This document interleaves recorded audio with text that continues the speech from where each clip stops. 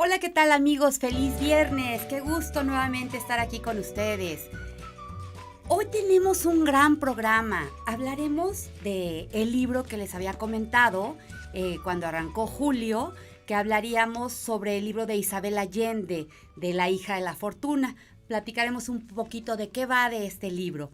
Y también hablaremos sobre la cultura que hay atrás de la venta de libros. ¿Cómo es el impacto de las librerías? ¿Cuál es el papel que juegan hoy en día? ¿Cómo es que se han vuelto un promotor o un difusor del hábito lector? Y hablaremos de todo esto respecto a las librerías. Y también hablaremos de una figura que es sumamente importante, que juega un papel fundamental, y es el papel del librero. No se lo pierdan, amigos. Hoy tenemos verdaderamente mucho que compartir, mucho que decirles. Acompáñenos. Síganos, por favor, por todas nuestras redes ya saben, por Mood TV, a través de Facebook, Instagram, Twitter. Y si no tienen oportunidad de vernos en vivo, pueden hacerlo a través de los podcasts en Spotify. Síganos, amigos. Hoy es un gran programa. No se lo pierdan. Yo soy Lina Lozano y esto es su programa Los Libros de Lina. Y comenzamos.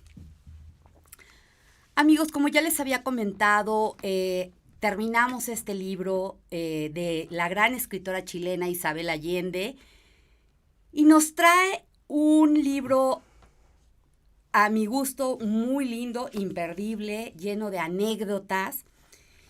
Y nuevamente Isabel Allende toca, como en muchos de sus libros, un tema que se repite y se repite, que es el tema de la migración, ¿sí? Y es que en este caso, en el caso del libro del La hija de la fortuna, nos habla de esa migración que se dio de una forma casi como una locura provocada por la fiebre del oro en California, en donde mucha gente de todas partes del mundo, entusiasmada por todo este furor que se creó y todo este rumor del oro que se conseguía en California de manera muy fácil, pues atrajo a muchísima gente. Y es un poco parte de lo que nos cuenta este libro, pero la historia realmente gira en torno a la figura de Elisa Sommers, que es la protagonista, y nos cuenta la vida de este personaje, que es Elisa Sommers. Y les voy a contar un poquito cómo va esto. Elisa Sommers hace su aparición en el libro un 13 de marzo de 1932, y irrumpe en una familia inglesa, la familia Sommers, y llega a la puerta de su casa en una cajita de jabón de Marsella. Aparece ahí un buen día en la puerta de esta familia. ¿Y qué pasa? ¿Quiénes eran la familia Sommers? La familia Sommers estaba conformada por tres hermanos de origen inglés. Jeremy Sommers, que era un hombre serio, honorable, muy apegado a las costumbres y a las tradiciones y a las buenas maneras, y que dirigía en ese momento exitosamente la compañía británica de importaciones y exportaciones. Y estaba también su hermano John Sommers, quien era un hombre rudo, fuerte y de espíritu libre.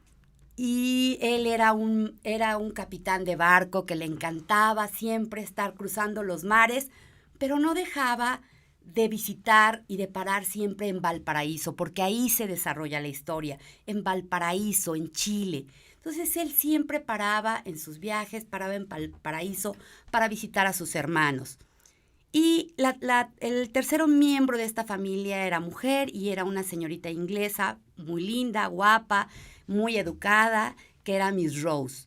A Miss Rose, prácticamente su hermano Jeremy la arrastra de Inglaterra a Valparaíso después de una decepción amorosa, intentando salvar su buen nombre. Y es por eso que están en Valparaíso, es por eso que Miss Rose está en Valparaíso con sus hermanos. Finalmente a ella le acomoda un poquito todo este tema porque, pues después de esa decepción amorosa y de ese engaño que sufrió, por los tiempos en los que estamos hablando, ya era difícil que ella pudiera, pues, hacer una vida y casarse y todo. Entonces, decide ella vivir la vida, disfrutarla sin preocuparse mucho por el hecho de no tener un hombre a su lado, decide mantenerse soltera. Y bueno, a ella le encanta la vida cultural, le encanta leer, le encanta escribir y le encanta organizar tertulias en su casa. Así era como el contexto de esta familia cuando de pronto un día tocan en su casa y se encuentran con que a la puerta del lugar hay una cajita de jabón de Marsella con una bebé que era Elisa Sommers. Y cuando llega, realmente llega como a mover mucho a esta familia, a cambiarles mucho. De momento Jeremy tenía sus dudas, pero la niña pues les roba el corazón. Y así es como llega esta niña a esta familia. Y Miss Rose pues se enamora de ella y decide tomarla bajo su tutela, le dan su apellido. Y ella, bueno, se esmera en educarla, en tratar de convertir a Elisa en una señorita educada, y la va instruyendo y le pone clases de piano y de literatura y de poesía, y la viste como una princesa. Pero también Elisa está cuidada por Mamá Fresia. Mamá Fresia era una india mapuche que estaba al servicio de la familia Sommers. Y de hecho ella en un inicio, cuando llega Elisa a la casa, tiene sus dudas y dice, pues no hay que aceptarla a esta niña, si ni su mamá la quiso, que no sabemos qué nos vaya a pasar aquí. Pero en cuanto la toma en sus brazos, cae rendida ante ella, se enamora de la niña y pues también la cuida. Elisa crece entre estos cuidados, entre los cuidados que le da Miss Rose, que es toda educación, todo estilo, todo, y los cuidados que Mamá Fresia le daba. Y mientras Miss Rose le enseñaba literatura y le enseñaba a caminar derechita, de puntitas, con libros en la cabeza, Mamá Fresia le enseñaba su lengua indígena mapuche y español, y le enseñaba los secretos de la cocina tradicional chilena. Y a veces Elisa podía estar en el salón de costura aprendiendo muchas cosas de cultura con Miss Rose, pero cuando Miss Rose se metía a escribir, Elisa se iba pronto con Mamá Fresia, y con Mamá Fresia pues se la pasaba dándole de comer a las gallinas, en fin, vivía como entre dos mundos. Y así fue desarrollándose la vida de Elisa, que le encantaba contemplar el mar, y en esas contemplaciones de mar ella pensaba y trataba de encontrar sentido a su origen, porque por un lado Miss Rose le había comentado que ella seguro era inglesa, porque había llegado en una caja preciosamente decorada, de mimbre, bordada, y le hacía una fantasía de cómo había llegado con ellos y que seguramente era una inglesa. Y Mamá Fresia le decía, pero por favor, claro que no, eres indígena como nosotros, llegaste en una caja de jabón. Y entonces la niña se la pasaba pensando cuál verdaderamente sería su origen, y ella decide que algo que a ella le hacía sentido porque le encantaba el mar era que ella era hija del mar y que seguramente había habido un naufragio y un pescador la había rescatado a la orilla y la había llevado a la puerta de la casa de la familia Sommers. Y pues así transcurre la historia de Elisa hasta que llega a su vida el amor en la figura de un joven humilde, idealista, un romántico político, del cual Elisa se enamora perdidamente, Joaquín Andieta, y viven su amor ahí medio clandestino, pero un buen día este chico no duda ni un segundo ante el tema que había mucho furor en Valparaíso. Llegan los rumores de que la fiebre del oro en California está en su máximo esplendor y todo el mundo está huyendo a buscar fortuna, porque todo lo que escuchan es de grandes riquezas, de que el oro está así casi a flor de tierra. Y entonces este chico no mira atrás y se va, y Elisa cuando se va pues queda como devastada y no duda en seguirlo. Y lo sigue sin importar el tema, sin importarle que tal vez lo que le espera a ella es un infierno. Y literal, lo que ella vive es un infierno. Se va buscando a su amado en la cala de un barco inmundo, maloliente, en donde ella vive horrores, porque pues va de polizonte en esta aventura. La ayuda un personaje que es fundamental en la historia, que es Tao Qian. Y Tao Qian es un joven chino que la ayuda y la cuida durante su trayecto hacia California en el barco. Y en este ínter, Elisa, pues resulta que está embarazada, pierde al bebé. Y Tao Qian la ayuda, la cuida, la protege hasta que llegan a California. Y en California, pues obviamente las aventuras y todo lo que les toca vivir es una cosa impresionante, porque California pues está llena de hombres rudos, hombres que van a buscar fortuna, y prácticamente está empezando todo esto. Prácticamente no hay mujeres, la mayoría son hombres. Las mujeres que están, pues son las que están en los prostíbulos. Entonces, cuando van a bajar del barco, Tao Qian le dice, ¿sabes qué? Yo creo que mejor te vas a vestir de hombre, y le presta ropa, se corta el cabello y todo para pasar un poquito como por hombre y pasar desapercibida y cuidarse. La historia es increíble y ya no quisiera seguirles contando más. Yo los invito a que la lean porque en verdad es una genialidad lo que Isabel Allende nos muestra a través de este libro, porque a partir de ahí la historia se vuelve increíble por todas las cosas y todas las aventuras que Elisa tiene que pasar buscando al amor. Y el final es totalmente, pues, inesperado, lo tienen que leer, la tienen que ver. Pero una de las cosas que a mí me gustó muchísimo de este libro es justo esa parte que retrata Isabel en su libro de cómo se vivía en ese momento en California, en San Francisco, de toda la gente que llegó de todas partes del mundo buscando este sueño, y cómo lo retrata. De hecho, lo retrata a través de las voces de otros protagonistas. Hay un personaje dentro del libro que se llama Paulina, y su esposo se va también ella también es de Valparaíso, su esposo también se va a California. Y ella, muy visionaria, comienza a hacer negocios y todo, pero lo que les quería contar es cómo Paulina, este personaje que está metido en esta historia, nos cuenta cómo se vive la vida en California con la fiebre del oro, cómo se respira, cómo se puede oler la cocina de todas partes del mundo, cómo puedes caminar y puedes oír todas las lenguas a la vez, cómo en un inicio se respetaban, pero después ya era la ley del más fuerte y si te quitabas de tu lugar, pues te mataban para ocupar tu lugar ahí en donde estabas sacando el oro. Entonces, la verdad es que está muy padre, está increíble. Aparte, también me gustó muchísimo de este libro que nos cuenta pequeñas historias dentro de la misma historia, como es la historia de este amigo de Lisa, Tao Qian, quien es el que la ayuda a sobrevivir en el barco, y otras historias que Isabel nos va contando. Entonces, realmente es un gran libro, es una gran narrativa que nos presenta Isabel. Se los recomiendo muchísimo, amigos. Y bueno, pasando a otras cosas, amigos, hoy vamos a hablar también de las librerías. Estos lugares que no son meros locales comerciales, sino que han tomado una importancia diferente. ¿Cuál es la cultura que hay atrás de las librerías? ¿Cuál es la cultura que hay atrás de la venta de libros? Y sobre todo hablaremos también de una figura que es muy importante, como yo le comentaba, que es la figura del librero. Y para ello, hoy tenemos a un gran invitado.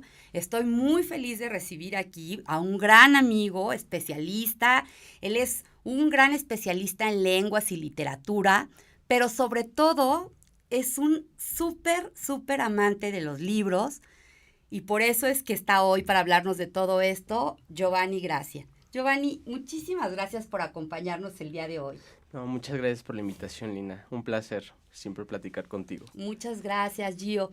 Oye, Gio, un poquito, quiero platicarles que Gio participó en un grupo lector que muy amablemente me invitó a participar mi querida amiga Coco Greenham, a la cual le mando un gran saludo, y a todos los que participan en este reto lector.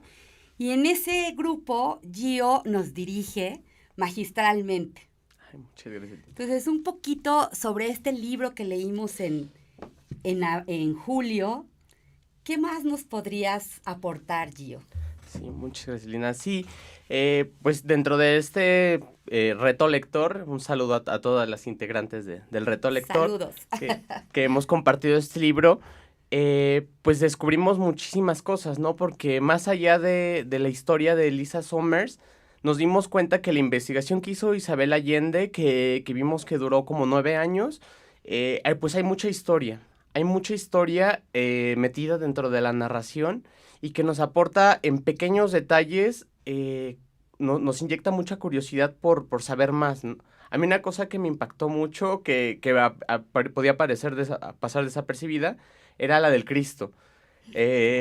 Para empezar, descubrimos una cosa, que en Chile tiembla tantísimo como en México, ¿no? Que se vuelve una cosa de cultura, que tienen que estar prevenidos para los sismos. Y aquí nos cuenta de un sismo que me parece que ocurre en el siglo XVII, que es tan devastador que pues casi todos los edificios se vinieron abajo. Pero curiosamente nos lanza como en una Semana Santa esta pequeña señal de que hay un Cristo que queda parado solamente de toda la iglesia. Y no es cualquier Cristo, ¿no? Porque resulta que la corona de espinas se le baja al cuello y se le queda atorada y nunca se la pudieron sacar. Y es como este símbolo de la supervivencia de las ciudades chilenas. Y como eso vienen muchas señas, ¿no? O sea, nos habla de pequeños personajes como Lola Montes, que nos encantó que apareciera, y de varios momentos históricos que podríamos seguir, ¿no? La guerra del opio, o sea, que podemos detenernos a pensar en qué estaba pasando en ese momento y cómo la guerra del opio incluso viene a tener como repercusiones aquí en América.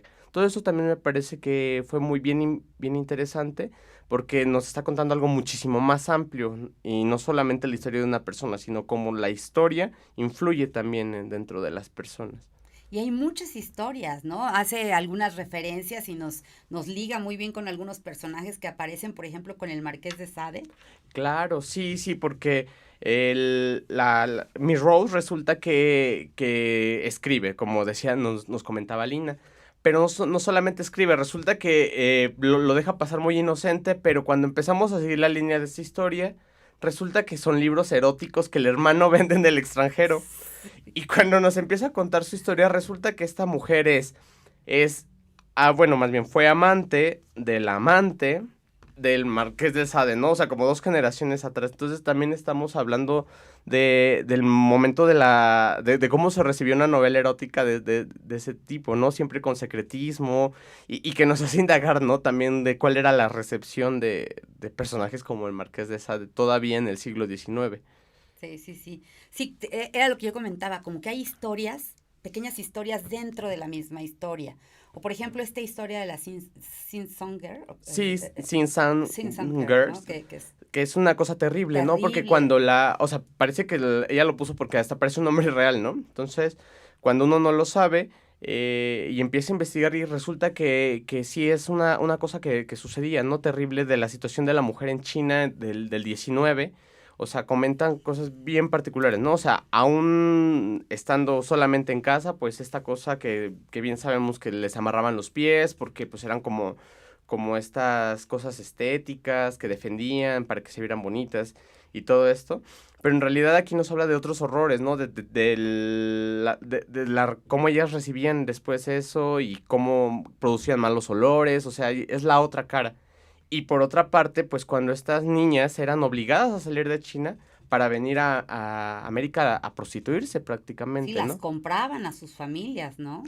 Y sobre todo también platicábamos dentro de Reto Lector esta parte de la discriminación racial, que es una cosa que hoy en día nos sigue pegando mucho, ¿no? Y sobre todo en territorios como el americano, donde se ha vuelto una cosa como irracional, ¿no? Vemos cómo desde el siglo XIX...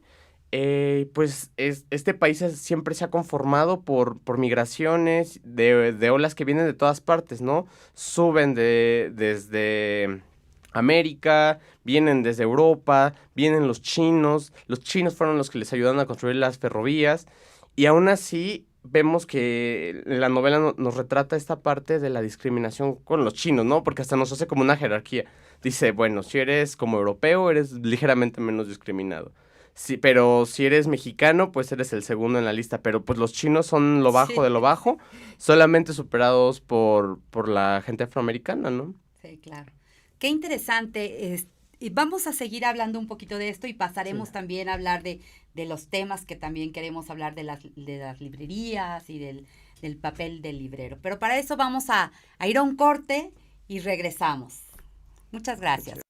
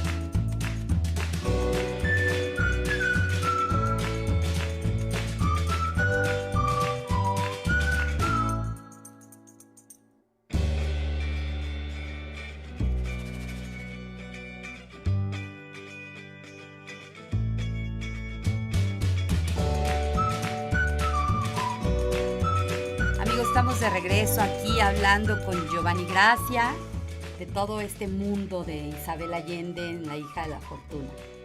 gracias. Sí, sí, sí. Bueno. Bueno, sí, esta novela la leímos en el Reto Lector. En el Reto Lector es muy curioso y me gustaría platicarles que surge de esta idea eh, de... No sé si habrán visto en las redes sociales que surgían como muchos retos que vienen como por categorías. Entonces hace 2 años comenzamos este reto a partir de estos pequeños juegos de categorías donde cada mes leemos una en especial. En este contexto leímos esta novela Río porque lo que buscaba era que encontráramos una novela Río distinta que tuviera una perspectiva no como Cien años de soledad, algo que nos pudiéramos enredar muchísimo, sino que pudiéramos ver el transcurrir del tiempo de una manera mucho más ligera, ¿no? Que no cayéramos en la pesadez de estarnos recordando y haciendo unos mapas gigantes de familias, sino que pudiéramos aquí seguir poco a poco a todos nuestros personajes sin llegar a perdernos, ¿no? Claro. Y creo que esta también fue el gran acierto de Isabel Allende al final del día. Sí, claro, claro. Pues muy recomendable. Y bueno, Gio, pasando a otro tema, para todos los que somos amantes de los libros y que nos encanta ir a buscar el libro codiciado o el libro que traemos en mente o simplemente a buscar a ver qué nos atrapa leyendo las contraportadas, abriendo, oliendo, viendo las portadas. Y generalmente vamos a las librerías buscando esto. ¿Qué papel juega las librerías en este sentido de un poquito la difusión de la cultura el día de hoy? Esta es una cosa bien interesante que a veces no nos fijamos mucho y parece que es un producto más, ¿no? Que uno llega así como cuando uno quiere cocinar y solamente vas al súper y jalas las cosas. Creo que el mundo del libro resulta que cuando nos detenemos a verlo es más complejo por dentro. Cuando yo empecé a trabajar en librerías hace algunos años, empecé a encontrar todos estos tipos de gente que atienden ahí, ¿no? Y justo mis grandes maestros de literatura, pues los empecé a encontrar en las librerías. Cuando yo estuve en el piso de venta, conocí una mujer que ha sido mi gran maestra de literatura, que su nombre es Margarita, era una mujer súper culta, ¿no? Ella lleva muchos años trabajando en librerías, pero en esos mismos años lee mucho, ¿no? Entonces me di cuenta que había personas que no solamente sabían dónde estaban los libros, sino que sabían qué había dentro de ellos, ¿no? Y creo que eso se vuelve bien valioso. Que una persona sepa y conozca muy bien su producto, te está vendiendo un producto distinto. No, no es solamente el objeto frío, ¿no? Que con hojas, sino te da historias, te da emociones y te empieza a conocer como persona y te dice qué es lo que te puede gustar y te puede guiar en ese mundo inmenso, ¿no? Porque pues tenemos una cantidad de novedades inmensas mensualmente. Entonces, pues estas personas pues tienen un oficio que es la de ser librero. Entonces el librero es una persona que conoce muy bien los libros, que tiene acceso a ellos y los lee, ¿no? Los lee y de ahí mismo nos puede guiar. Y por otra parte, al estar en contacto con ellos, pues tienen una especie de memoria histórica, porque ellos se acuerdan de los libros, colores, tapas y todo, y es una cosa maravillosa, hasta de precio a veces se acuerdan, ¿no? Que tú le preguntas por tal libro y dices, ah, sí, este libro lo tuve hace unos años, venía en tal editorial, estaba muy bonita la edición, pero ya no se edita. Ya no lo encuentras como en los viejos. O tal libro sí lo tengo, ahora lo sacaron de esta manera, ¿no? Entonces, se vuelve una cosa bien importante el acercarse a este tipo de personajes para adquirir los libros, porque tenemos una experiencia bien distinta, que de alguna forma nos está conduciendo a algo que sí podríamos leer o a lo que necesitamos de verdad. No solamente tenemos el producto inmediato, ¿no? Sino sí hay como una experiencia dentro de esto. Es decir, que las librerías hoy en día están tomando muy en serio su papel como difusores de la cultura, como impulsores de los hábitos lectores y se han preocupado por tener gente capaz y gente que pueda pues ser esto, justo un promotor, un difusor. No necesariamente, justo creo que estamos lamentablemente en el lado contrario. Creo que esta parte de los libreros se está convirtiendo en una cosa bien anticuada. Yo creo que lo que los mercados nos han hecho hacer es que es gente que solamente se vuelven, les llaman los despachadores de O libros. buscadores, porque te pasa que tú vas Sí, y pues, oye, tal libro y te lo checan en su computadora y tran, ¿no? O sea, exacto, exacto. O sea, se han vuelto estas personas que solamente llegan a una computadora, buscan un libro y eso si saben cómo se escribe y todo, porque justo en el mismo no saber quién es o qué es, pues a veces no saben cómo se escribe. Tengo una anécdota muy divertida que un día escuché en una librería, estaba esperando que me trajeran un libro y dice una, no, aquí no, es que no me aparece en la computadora porque no tenemos libros de Almadía grandes. Y yo me quedé como sorprendido porque pues hay una editorial que es Almadía. Y ya después relacioné, la señora lo que quería eran libros de la escritora Almudena Grandes. ok. Entonces, pues sí, o sea, prácticamente los libreros terminan por extinguirse, ¿no? Porque digamos que la parte más fuerte de este oficio ha quedado como en el libro de ocasión, le dicen ahora, ¿no? El libro de segunda mano. Porque estos son personas que han trabajado con libro usado muchísimo tiempo, ¿no? Entonces, ellos conocen muy bien sus productos y saben identificar muy bien como cuánto puede costar y todo. Entonces, ellos los identifican mejor porque las librerías de cadena hoy en día difícilmente se preocupan porque estén capacitadas las personas. Wow. En este sentido, ¿qué iniciativas tú crees que serían importantes que deberían de tomar para pues, retomar este tipo de refuerzo, ¿no? Con la figura de los libreros.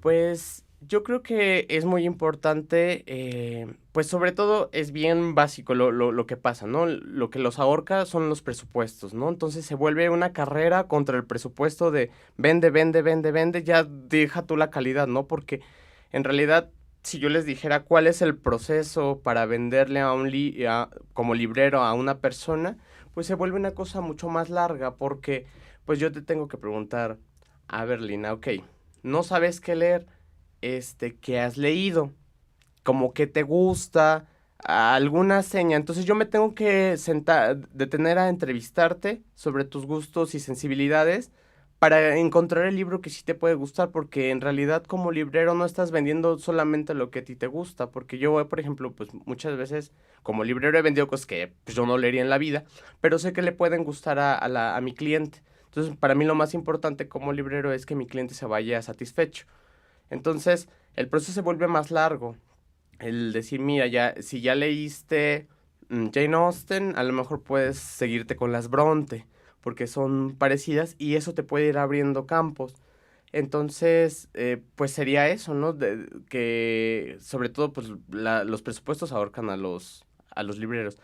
Hay iniciativas, ¿no? O sea, por ejemplo, una de las librerías que trabajé, pues tenían este servicio como del vale de biblioteca que a mí me parecía maravilloso. Podías elegir un libro de menos de 500 pesos y podías tomar prestado algún libro y leerlo, ¿no? Entonces ese tipo de cosas me parecían increíbles.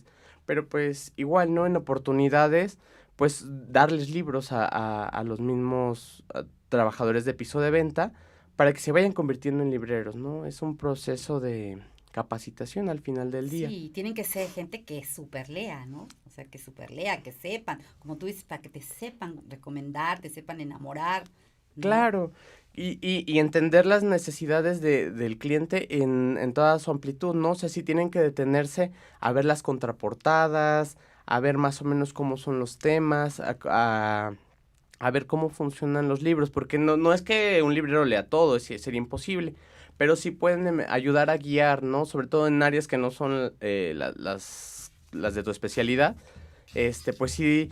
Por ejemplo, yo he conocido libreros buenísimos sobre que hay unos que se especializan en infantiles, por ejemplo, ¿no? Hay gente que se maneja el infantil de una manera increíble, o derecho. Con la gente de derecho también los respeto mucho porque pues entienden muy bien cómo están organizados los temas y demás. Entonces, Oye, Giovanni, tú como librero, ¿cuál crees que sería el perfil ideal de un buen librero? un buen librero, pues de entrada yo creo que tiene que ser un lector. O sea, una persona que le guste leer, aunque sea un lector de contratapas, creo que ya ganamos mucho con eso. Yo creo que una persona con muy buena memoria, la memoria ayuda muchísimo a la hora de encontrar libros en ese mar, se necesita mucho. Una persona que le encante platicar. Yo creo que una persona que platica puede sacar todas las necesidades de una persona y que sus clientes se vayan súper felices. Yo creo que una persona muy curiosa puede siempre tener como entrar a las áreas que incluso no conoce, a meterse, a preguntarle a los mismos clientes, porque de los mismos clientes te nutres, ¿no? Los mismos clientes, hay clientes apasionadísimos que nos cuentan sus áreas y pues a nosotros nos encanta también, ¿no? Porque Y de ahí, aprendemos. exacto, y de ahí. Sí, yo creo que eso podría. Ay, está increíble, amigos. Pues ya saben, este fin de semana hay que lanzarnos a las librerías a buscar, A buscar y a platicar con los a libreros. buscar, a platicar y a buscar a un buen librero. A Y, buscar a un buen librero. Porque eso se vuelve hasta una especie de amistad, ¿no? Uno tiene sus libreros de confianza donde dices, lo que me recomienden, ¿no? Yo así terminé con Margarita, ¿no? O sea, al final, yo sé que la cosa que ella me recomiende, yo la leo sin dudar, ¿no? O sea, ella me ha dado así en mano, pues muchas cosas que a mí me han encantado en la vida, ¿no? Con ella conocí a Italo Calvino, con ella conocí a Yukio Mishima, El color prohibido, algunas novelas que me encantan. Padrísimo, padrísimo. Pues ya saben, vamos este fin de semana a buscar un buen librero. Y vamos a aprovechar para agradecer a los amigos que nos siguen el día de hoy. Saludos a Sarita, a Sara Name, a Humberto, a Georgina Pema, hasta Coahuila, Saltillo, Coahuila, a Anuar David. Anuar David dice que te envían un gran abrazo y felicidades, sigue avanzando y que te felicitan muchísimo, a David Martínez, a Raquel Tench, a Juan Pablo, a Yanira Gómez desde España. Yani, muchas gracias por seguirnos siempre. A Vianey, a Hani, Muchísimas gracias a todos los que nos siguen. Y bueno, regresando un poquito a este tema, Giovanni, tú como buen librero me queda claro que eres un súper lector, un amante de la lectura, apasionado. Gracias a ti hemos leído libros increíbles, gracias a tus recomendaciones, libros que he comentado aquí que a lo mejor a mí no se me hubiera ocurrido leer, pero que me he llevado grandes satisfacciones y me han dejado huella. ¿Cómo cuál crees que tú? Perdón. Bueno, a mí de los libros que más he disfrutado en el reto que compartimos es el de La amiga estupenda, de la italiana Elena Ferrante. Sí, ese libro, bueno, me encantó. Sí, sí, Elena Ferrante es una de mis escritoras favoritas. Oye, Gio, y platícanos un poco, ¿cómo nace este amor por la lectura? ¿Qué leía Gio cuando era un niño? ¿O cómo fue? Ay, pues la historia siempre se las cuento y porque me es muy divertida. Porque así mi gran recuerdo de cómo empecé a leer es de una fiesta que me contó mi mamá de niños. O sea, era una fiesta donde había muchos niños. En un momento mi mamá pregunta, oigan, ¿y dónde están los niños? Y me dice, pues están con tu hijo, les está leyendo un libro. Y mi mamá dice, pero mi hijo no sabe leer. Yo tenía como 4 años. Y pues sí, tenía yo a todos los niños con los libros contándoles historias. Y pues sí, o sea, yo empecé a leer muy chico porque siempre me gustaban los libros. De hecho, mis papás me regañaban mucho porque me llevaban los libros a las fiestas. Entonces luego me los escondían y me dicen, no, vete a convivir con los niños y todo. Y entonces pues yo me acuerdo mucho que tenía unos libros que contaban pues las mismas historias de las películas. Y pues poco a poco mis papás me fueron comprando otras cosas, ¿no? Por ejemplo, pues mis primeros, pues Harry Potter me encantaba. Narnia, las crónicas de Narnia me gustaban mucho. Y sobre todo la mitología. Leía mucha mitología. Todo lo que veía que decía mitología me encantaba y pues casi siempre lo agarraba. En un punto cuando mis papás se desesperaron, me dicen, es que no los puedes leer tan rápido, léelos otra vez. Pues empecé a ir al librero familiar. Cuando vivíamos en la casa de los abuelos había un librero enorme de cosas que habían dejado ahí. Pues yo ya hasta muy grande empecé a valorar como muchas de las cosas que había ahí porque pues yo no sabía, no tenía una guía. Entonces iba como, me acuerdo que los jalaba, jugaba con ellos, pero en realidad no sabía cuál leer. Y uno de los que me acuerdo que me marcó mucho fue Alicia en el País de las Maravillas. Es un libro que me encantaba. Yo podía recitar pedazos enteros, ¿no? O sea, Alicia en el País de las Maravillas, A través del espejo y Casa del Esnar. Era una edición muy viejita de Plaza Janés, que leí muchísimas veces. Y en ese mismo librero encontré El Mago de Oz. El Mago de Oz es un libro que también me gusta mucho y que he leído muchísimas veces. Que ya está muy grande, le daba otro sentido, pero en realidad de niño me gustaba mucho El Mago de Oz. Qué padre, Giovanni. Y ya Giovanni, ya más adulto, más maduro, ya con todo este conocimiento que te ha dado tu formación como especialista en lenguas y literatura, ¿qué te ha impactado ya en tu edad adulta de lo que has leído recientemente?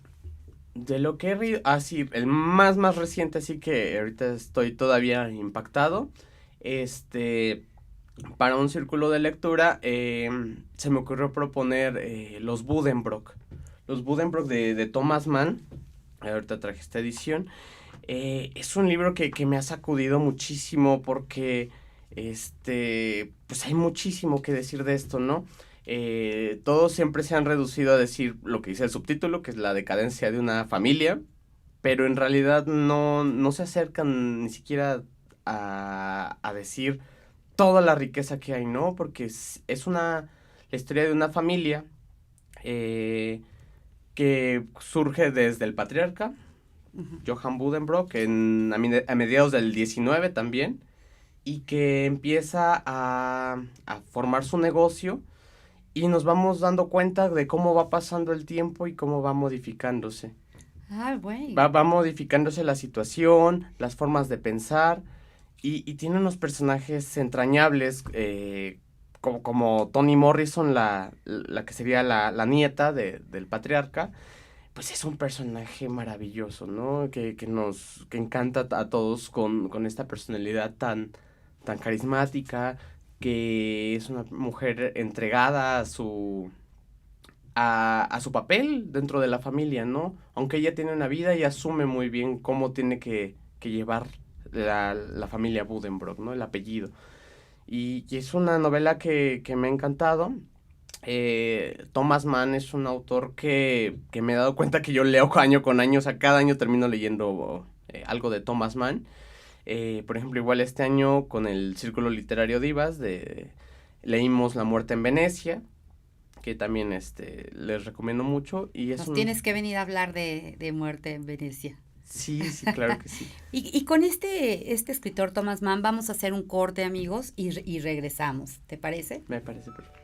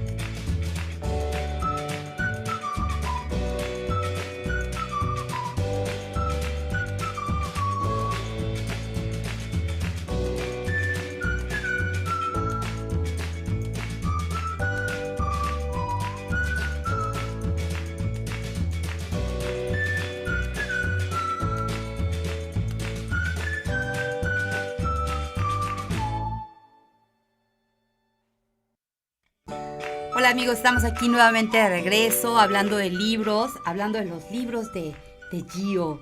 Y Gio, por ahí nos compartías un artículo que decía de esos cientos de artículos que hay de los libros que no debes dejar de leer.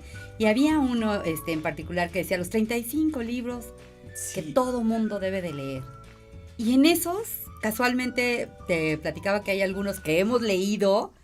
Está, si mal no recuerdo, está el de Margaret Atwood, El cuento de la criada. El cuento de la criada, sí. De la canadiense Margaret Atwood. Y otro de los que está, si mal no recuerdo, El guardián. Es La carreta también, ¿no? La carreta. Sí. La carretera. Ese libro, amigos, les platico, si me lo permites, Gio, es uno de los libros que vamos a leer para el mes de agosto. La carretera de Cormac McCarthy. ¿Sí? Platícanos un poquito de este libro, Gio, ¿por qué la elección?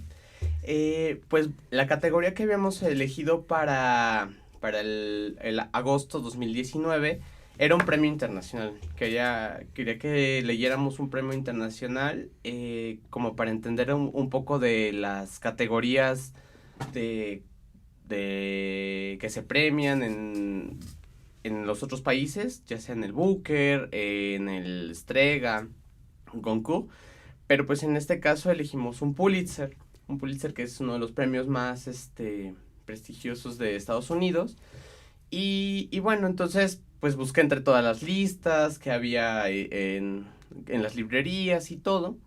Entonces pues encontré este libro, que casualmente también lo encontré en esta lista el día de ayer, porque ya el libro lo entregamos y todo. Y bueno, Con Cormac McCarthy es un autor que tenía muchas ganas de leer porque pues es un autor que se le describe como de un estilo árido. Las descripciones suelen ser como muy puntuales, frases cortas. Él se encarga mucho como del tema de la frontera y tiene unas narraciones como muy trepidantes, ¿no? Que nos tienen todo el tiempo perseguido. Y aunque la anécdota suena un poco trillada este momento porque básicamente es un padre con su hijo que vienen huyendo y que en un mundo postapocalíptico y que tienen que seguir la carretera, ¿no? Y bueno, parece que ser que algo que ya hemos escuchado mil veces, pero pues recordemos, esta novela me parece que lo gana en el año 2005, algo así. Entonces, en ese entonces todavía no estábamos tan acostumbrados a estos relatos y era algo muy novedoso en su momento. Y bueno, o sea, al final recordamos una cosa que siempre nos decimos en literatura, ¿no? No hay nada nuevo bajo el sol. O sea, lo importante no es qué pasa en las historias, sino cómo nos cuentan todas estas mismas narraciones. Y eso es lo que les da frescura al final del día. Los estilos son los que nos pueden decir la misma cosa que hemos visto mil veces, que los casos clásicos, pues todos hemos oído mil veces de Tristán y Isolda, ¿no? El amante trágico que no puede, que los vienen persiguiendo, que es Romeo y Julieta, que son todos estos amantes que no pueden, ¿no? Entonces, lo interesante ha sido cómo nos vuelven a contar las mismas historias una y otra vez. Qué increíble, Gio. Y para alguien que lee tanto como tú, platícanos y compártenos cómo son tus hábitos de lectura, Gio. ¿Cuándo lees? ¿En qué momento lees? ¿Lees de noche, de día? ¿Eres búho? ¿Eres una alondra? O sea, ¿cómo lees? ¿En qué momento? Es muy curioso porque o sea, parece que yo leyera mucho y todo el tiempo, pero pues no tanto así, porque mis hábitos son bien desordenados. Yo normalmente el mayor tiempo que leo es en los transportes. Lo que me muevo al trabajo. Tengo una muy mala costumbre que es leer caminando.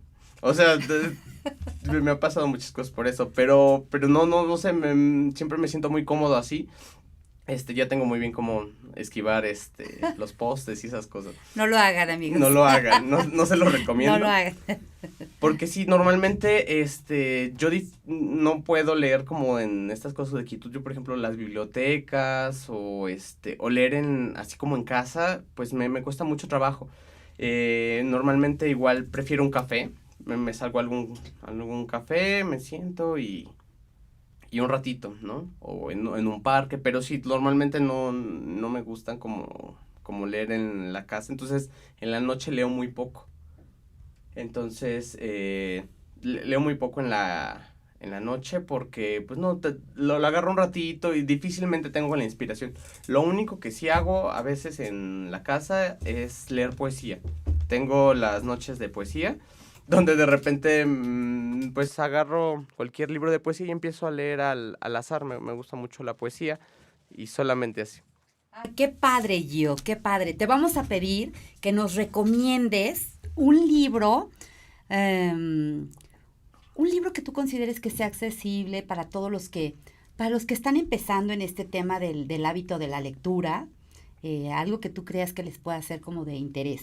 Pero antes, piénsalo, antes de eso, les quiero recordar, amigos, el viernes pasado tuvimos por aquí a Daniela, que ella, se recordarán que ella hace cómics, y nos dejó aquí de obsequio 2 paquetes de su serie de cómics, que son 12 tomos, y nos las dejó de regalo. Entonces, a quien le interese los cómics de Daniela Pérez Nava, les pedimos que nos lo hagan saber a las 2 primeras personas que se conecten a nuestras redes y nos hagan saber su interés por tener los cómics de Daniela.